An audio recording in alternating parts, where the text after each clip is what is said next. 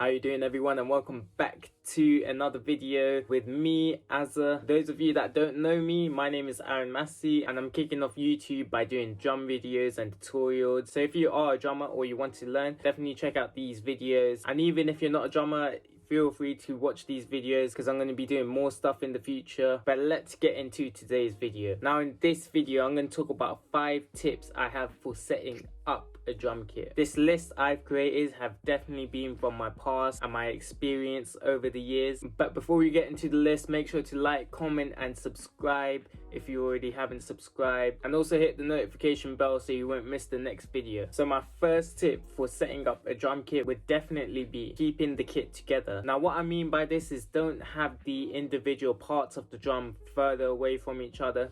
So you got the floor tom all the way to your right, or if you're a left-handed drummer, you've got it all the way far to your left. Have the kit close to you. You don't want to have the rack toms all the way high up. And the most common mistake I always see drummers make is having their cymbals far away from them. So it's best to set up a kit that makes you comfortable playing it. You can reach each part of the drum kit well, and also don't make it hard for yourself. Sometimes if you're in small spaces, you may have to cope with being a little bit cramped.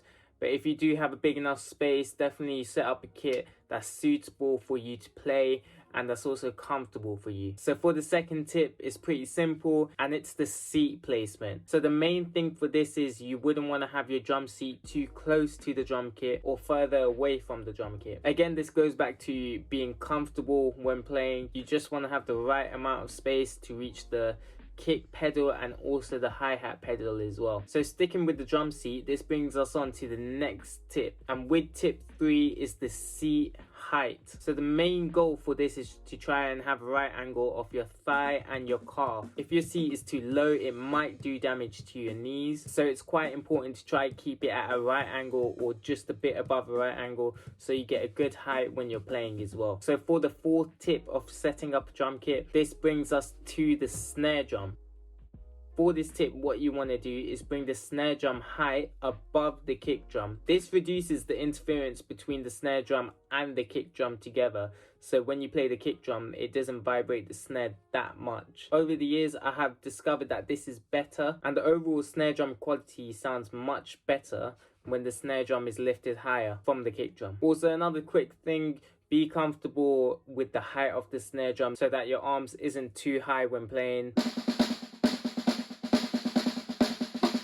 And for tip number 5, the final tip of setting up a drum kit, is the shoulder height of the cymbals. Now for this, if the cymbals are too low, there's a possible chance when you're hitting the rack tom or the floor tom, you might hit the cymbals instead. And if the cymbal height is too high, you're just making life harder for yourself, unless you like that. But what I find comfortable is having the cymbal height the same as your shoulder height or just below the shoulder. This helps as it's spot on in the middle, so you're not reaching over, but it's also not interfering with other parts of the drum, and it helps me playing the best when I am using the cymbals with the height.